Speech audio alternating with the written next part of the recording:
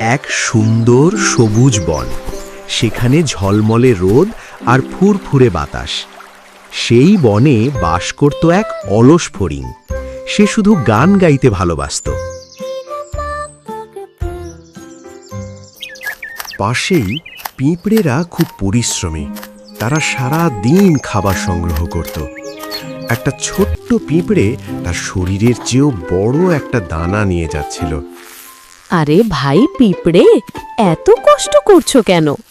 আমি শীতের জন্য খাবার জমাচ্ছি, তুমিও কিছু জমিয়ে রাখো। ধুর, শীত আসতে এখনো অনেক দেরি। এখন তো আনন্দ করার সময়।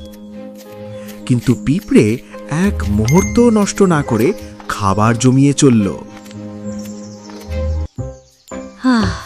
জীবনটা কত সুন্দর, কোনো চিন্তা নেই।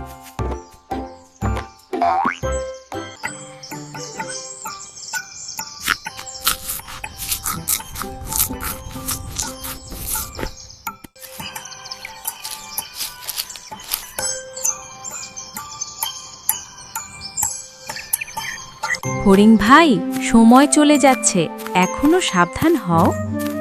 রে বোকা পিঁপড়ে, জীবনটা উপভোগ করতে শেখো। দেখতে দেখতে দিন গেল, মাস গেল, শরৎকাল এসে পড়ল। বনের গাছে আর তেমন কচি পাতা রইল না। বাতাস ঠান্ডা হতে শুরু করল। ফড়িং খাবারের খোঁজে গেল, কিন্তু সব পাতা শুকিয়ে গেছে। পিঁপড়েরা তাদের ঘর গুছিয়ে নিল। তাদের ভাণ্ডার খাবারে পূর্ণ।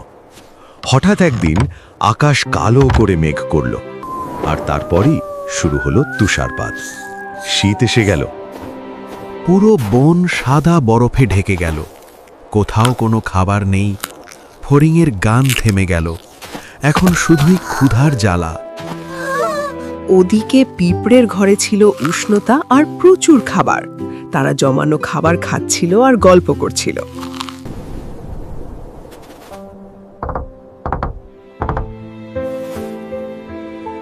আমি শীতে জমে যাচ্ছি, আমাকে একটু খেতে দাও ভাই। আমি যখন বলেছিলাম খাবার জমাতে, তখন তুমি হাসাহাসি করেছিলে। আমি ভুল করেছি। আমি বুঝতে পারিনি শীতের দিন এত কঠিন হবে। আমি শীতে জমে যাচ্ছি, আমাকে একটু খেতে দাও ভাই।